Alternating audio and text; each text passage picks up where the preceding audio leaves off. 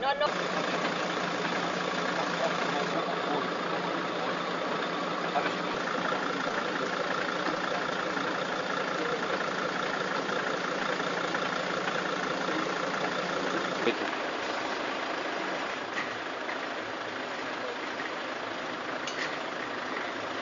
Bueno, parece ser que dos personas de edad avanzada fueron arrolladas por un vehículo que circulaba por aquí, por la carretera esta de bajada a las Nieves. ¿Que venían de una fiesta? En un principio suponemos que sí, porque aquí arriba hay una fiesta que pues cogió a la hora de recogida de todo el mundo.